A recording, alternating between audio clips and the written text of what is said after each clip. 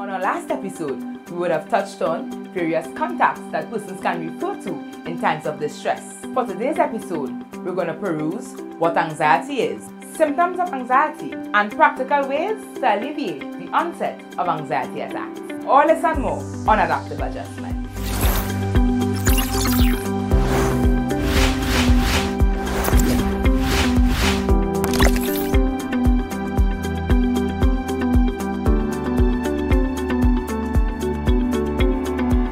Thanks for joining us on yet another episode of Adaptive Adjustments. I am a host, Aunty Nika, registered mental nurse, certified mediator, as well as founder of the youth empowerment organization Children in Action. For today's episode, we're going to be defining anxiety, presenting the physical signs and symptoms of the disorder, and simple ways to prevent these problems. Let's get started. Anxiety is your body's natural response to stress. It's a feeling of fear or apprehension about what's to come. Anxiety can take the form of a panic attack, a phobia, which is fear of a specific object. One may also suffer social anxiety, which is the fear of being judged by others. Illness, as one may be worried about their health. Or post-traumatic, which can be as a result of a past negative event. General symptoms of anxiety may include increased heart rate, rapid breathing, restlessness, trouble concentrating, or even difficulty falling asleep.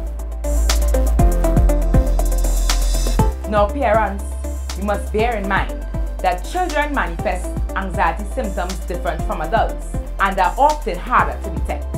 Physical symptoms in children include nausea and stomach pains, changes in appetite and sleep, becoming easily distracted, inability to pay attention, also increased separation, anxiety as it pertains to their caregiver.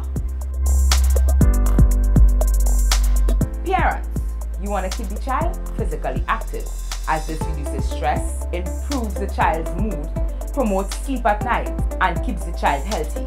You want to build the child's confidence. This will encourage them to identify positive traits about themselves.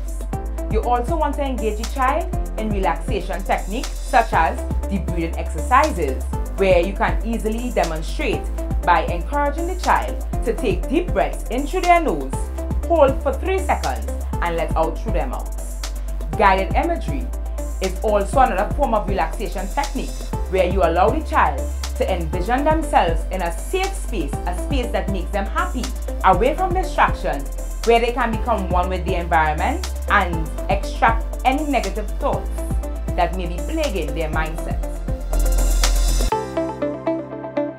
In the event of an anxiety attack, parents, you want to remain calm. You want to remind the child to use these techniques in times that they may feel overwhelmed, for example, in preparation for exams. Be sure to seek professional assistance if anxiety symptoms persist for over 6 months. So to summarize, we would have touched on the definition of anxiety, generalized symptoms of anxiety, also evidence-based practices that one can use to alleviate the onset of these symptoms. I am your host, Aunty Nika. Be sure to like, subscribe, and comment on how these videos has impacted you. See you on our next video.